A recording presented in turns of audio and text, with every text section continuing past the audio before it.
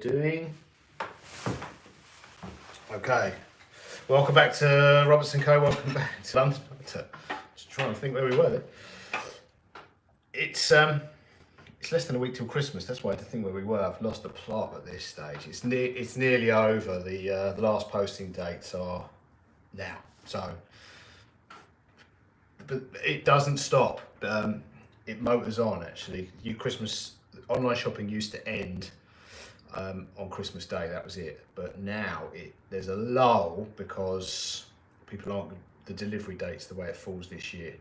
The last delivery dates are 3 or 4 days before Christmas, but then people are at home, bored, drunk, online shopping, and people want people still need last minute gifts. They will, I think for some people, I've spoken to friends and they will give people their phone and credit card and ask them what they want and order it. They forgot whatever works. But also people want stuff for, people, believe it or not, will be shopping for New Year's Eve, for clothing and accessories. Delivery's still a bit tricky, but then also there's always birthdays, and there's people always need gifts and to treat themselves. So yeah, there is a lull, but then it picks up again on Christmas Day. Anyway, live jewelry making session today. We're using this, the Durston Jump Ring Former. This is the basic one. Had this a number of years. I think I rearranged the way this sat. I didn't like the way it came, so I just rejigged the angle of it. But I've had this, I forget, I've lost track. I've had this a few years. I had to dust it off before I made a video about it because it was a little bit dusty. I need to make some 3mm jump rings out of 1.5mm wire. I need 1.5mm diameter jump rings with a 3mm inside diameter. I'm actually going to use the 3mm mandrel. These have got mandrels, then they're labelled here. Let me give you a close-up of this. Now, they do actually open up, so the jump ring will end up, there we go, you can see they're labelled. What are they? 2.5 in 0.5mm increments up to 12mm. They're over 100mm long, but you get a working length of about 80mm by the time you've got it in the drill chuck.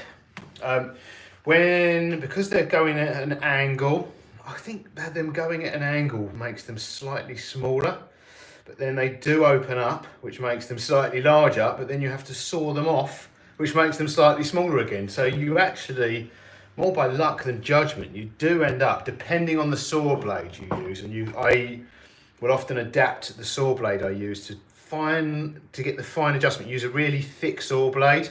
You'll end up with a smaller inside diameter. Use a really thin one, slightly larger. So there is some fine adjustment to the final size using saw blades. Anyway, let's turn the YouTube copyright free music on. Christmas is coming. I mean, this is live. When you're watching this, it might be done and dusted. So we just need to, that will be, that's where I want that. Yeah, I've had this a few years. I use it all the time now. It's great. Before we were using this, I was using just a hand drill and a vice. Similar sort of setup, really. I really need to do it that way, don't I? Which is the wrong way for me. I normally do it the other way, but you won't really be able to see what's going on if I do it the other way. So we do it the cack-handed way. I think I don't have the disability of being left-handed. God.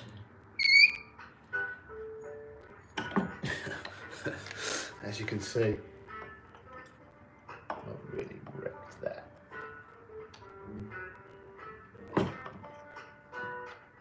I might actually have to do this the other way around because it's not panning out. You'll get the idea.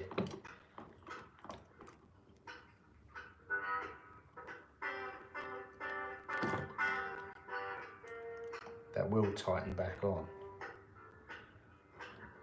There we go. Yeah, I can't do it backwards.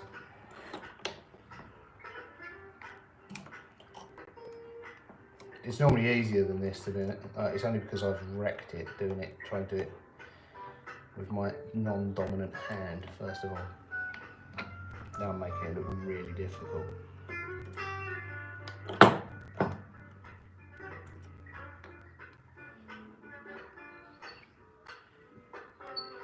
Also, these should be bolted down, which would make it much easier to do.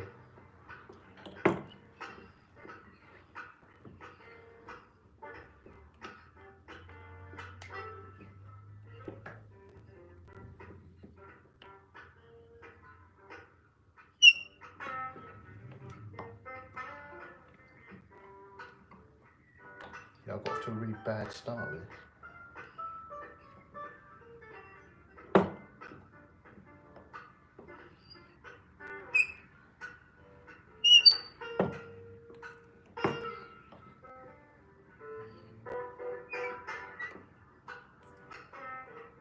So I've absolutely butchered that. I'm going to get another piece of wire and show you how you do it properly. They're still all perfectly usable, but I just made that look really hard.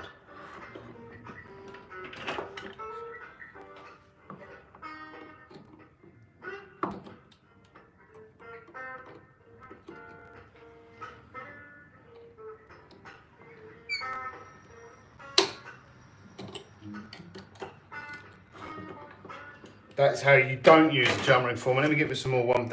They will actually, apart from one of those, they are actually fine.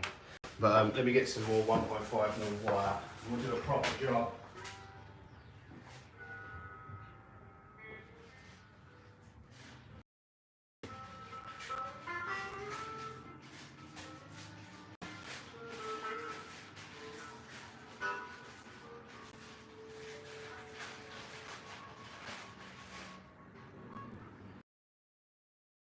That off badly, but that went that badly.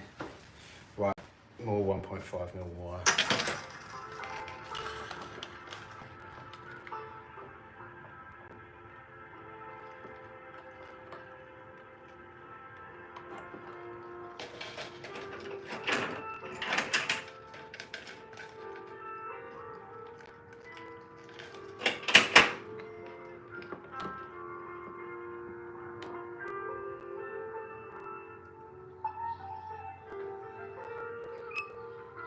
That's it.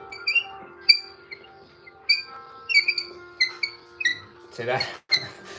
They know how hard I made it look before. It's that easy if you do it. If you get it going properly right from the start.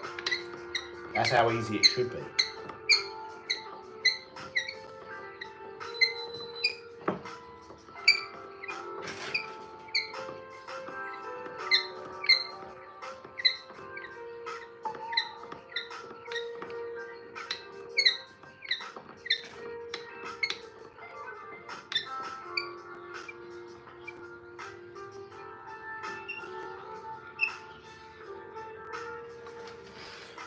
There you go.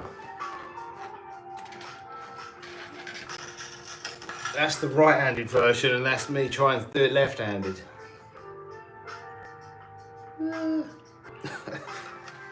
One of them's definitely out, but most of them will be okay. Check it out. Look at that one. That one there's that well wonky. That's how they should look. So yeah, most of those ones on that left-handed number I did are fine, but some are not.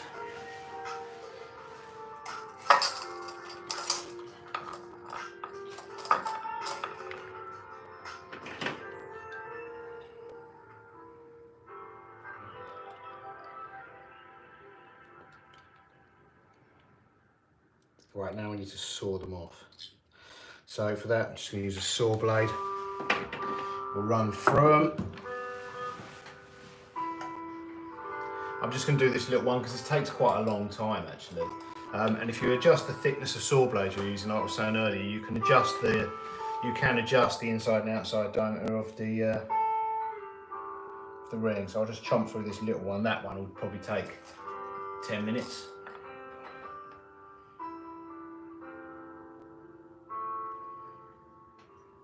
shouldn't take too long.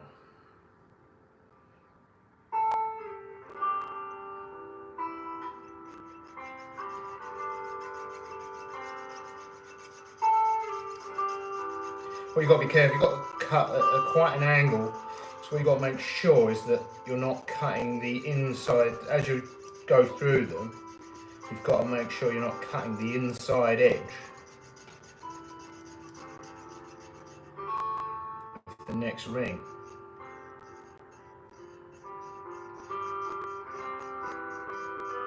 Just got to get this end piece off before I start going mad, because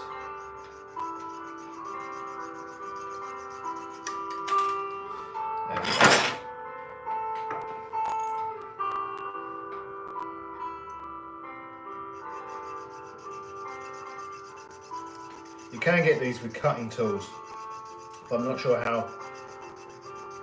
There's no good reviews of the cutting tool bit. I mean, they all of the versions of these, regardless of which manufacturer you get, the actual Jump Ring Former and the manuals are all the same. They all work brilliantly.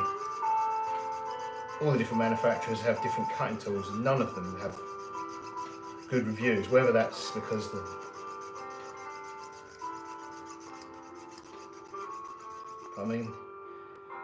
someone must be able to use them, or they just get them all back and discontinue them. So.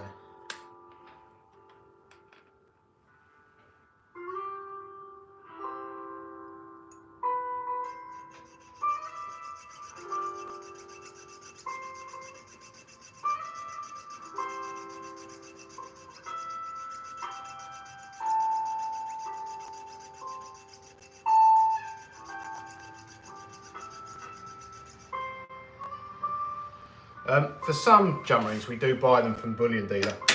It's more cost effective. It's more cost effective to make them yourselves, because silver grain and gold grain costs less than finished products from bullion dealers. But they're quite, it's quite a, if you were to make the wire and then make the jump rings, and you've got to buy the tooling, time is money. So for standard size jump rings, for attaching clasps, we use like 5mm heavyweight and 3mm heavyweight, 6mm. For bolt ring and jump rings,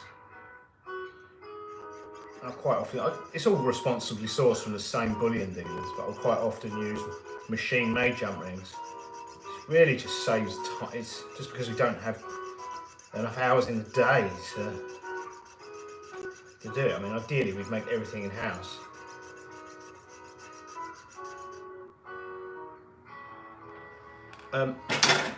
But this size jump ring, 3mm inside diameter, 6mm outside diameter, 1.5mm thick, which is an extremely heavyweight jump ring. They're not available off the shelf. It's an unusual size, so there's two reasons to buy one of these, and the tooling to do this. The first is it's cost effective. Plus, I think it's just good to make as much as you can, or certainly be able to have the option.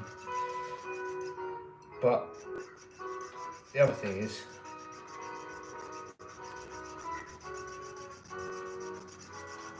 only popular sizes for run-of-the-mill jobbing are available.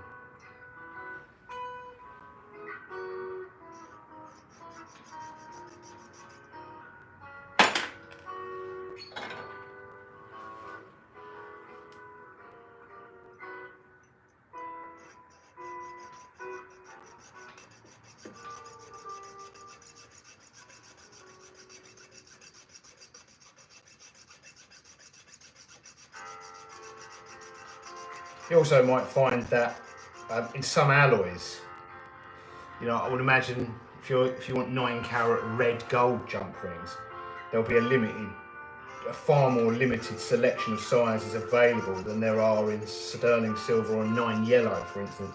Probably the same with platinum and palladium. And the less popular the alloy, the more condensed the range of findings is going to be.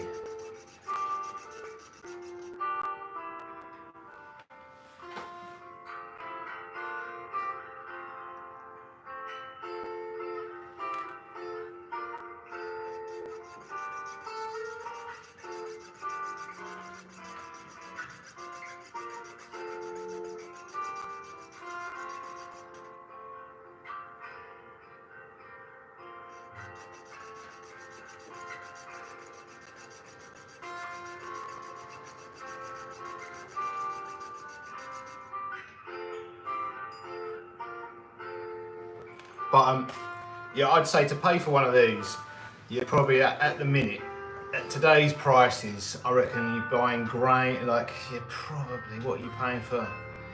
I reckon you've probably got to do, it's silver, about 200 grams of jump rings, which is a lot. It's a lot of jump rings to pay for it. But we probably have. I probably have, because these 1.5. Yeah, I probably have. I've made loads of these ones for pendants. Pendant bales use these. I'm very close to that being paid for. You know, even if these were commercially available size, they're not commercially available size, so paid for or not, I need the tooling to make obscure size jump rings. So if we were just sat here doing it for cost reasons,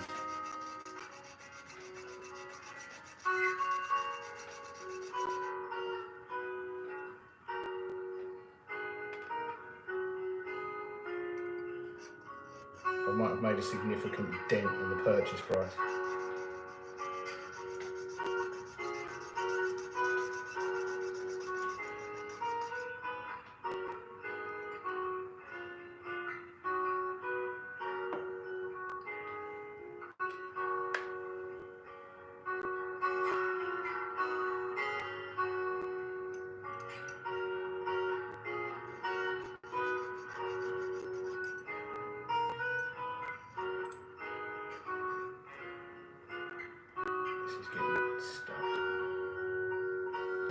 Also, I suppose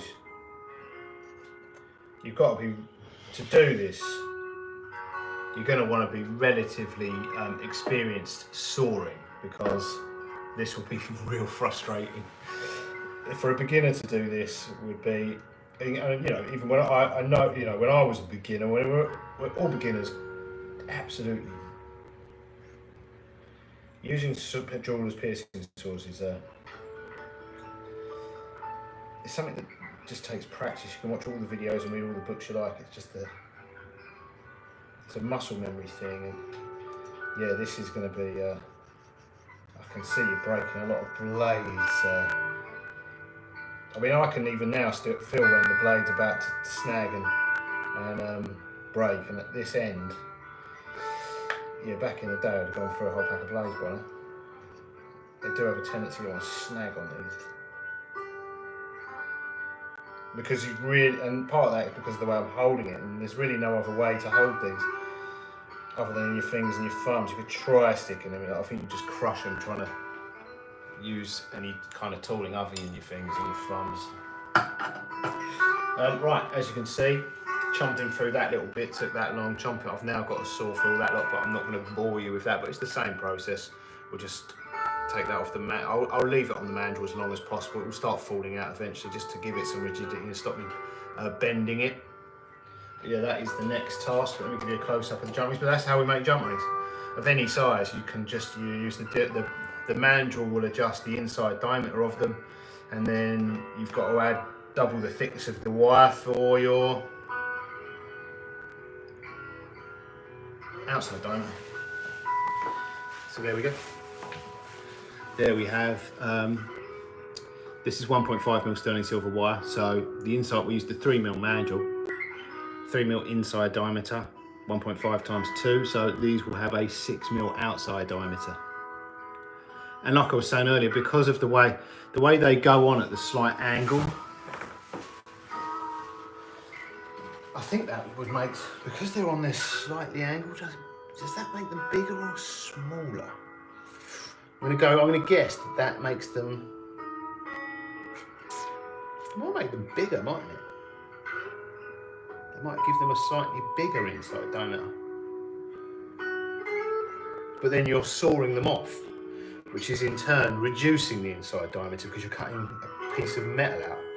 So you're sort of compensating for the slight enlargement due to them being offset by sawing them. And yeah,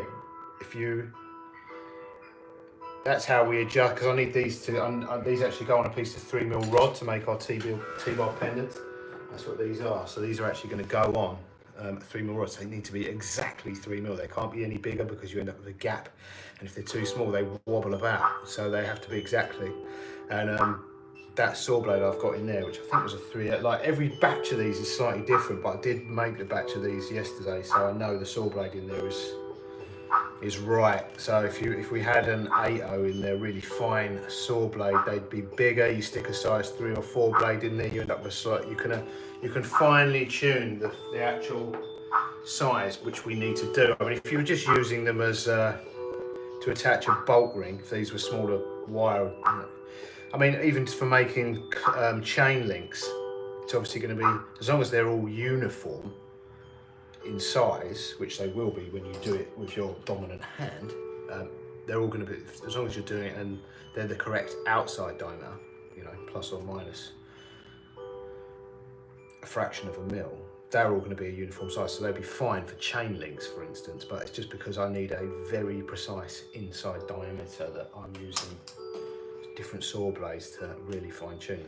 But right, that is how, well, one of the many ways to make jump rings. The basic, I'm in the process actually of making a full length YouTube video about making jump rings. But for those of you who are interested, before the real basic way which we were using before, because I've had this a few years, but before I got this, these weren't the Pepe, I don't know if it was Pepe, there was America, before Durston were making these, you could get these from America. They came with a cutter, and the cutting tool used was, again, everyone moaned about that because if you bought that with the cutting tool at the time, and we're talking in the 1990s, the American handpieces for them are a different diameter to the European one. So anyone who bought one had to go and buy an American pendant motor straight away, which at the time were like a couple of £100. And Fordham had only really just hit the UK. Anyway,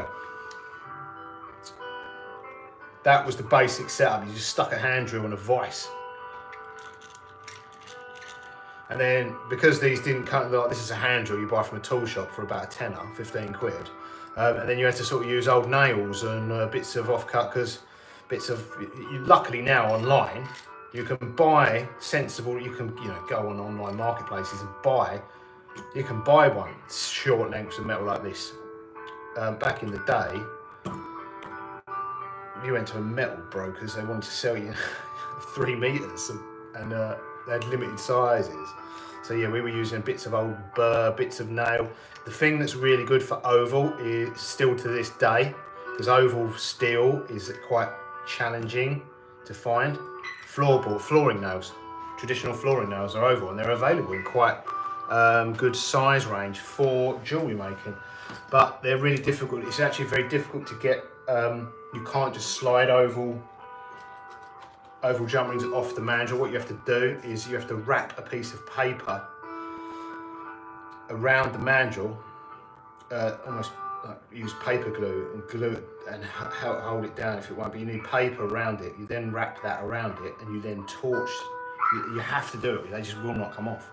You then torch it and it burns, turns to ash inside, and that is enough just to whip it, to get enough wobble on it to get the nail out. Otherwise it will not come out.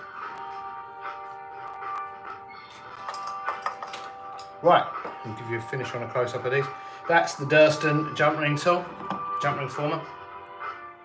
Great bit of kit. I think these, for what these cost, that no tool is inexpensive, they're an investment. If you just want limited sizes, you need to make sure you get one of these that will go in a vise. If you were doing, like, what can you pick one of these up for? Less than 20 quid, probably second hand. And if you wanted to say, if I just wanted 3mm, that and the 3mm mandrel would be more cost effective. However, I think what makes these worthwhile is the storage base that it takes some doing to make that, and just the fact that it comes with the pre-made, they've just done it for you, which is in itself, they've put the kit together, which is saving you time and and money finding all the bits. You just never be able to. It's just that it's actually the base of that. You'd be able to buy these mandrels, and you can buy a drill, and it would probably cost less than one of these. Making that base, that's not so easy. Right, there we go. There's our jump rings. Right, I'll see you in the next one. Thanks for watching. Doodles.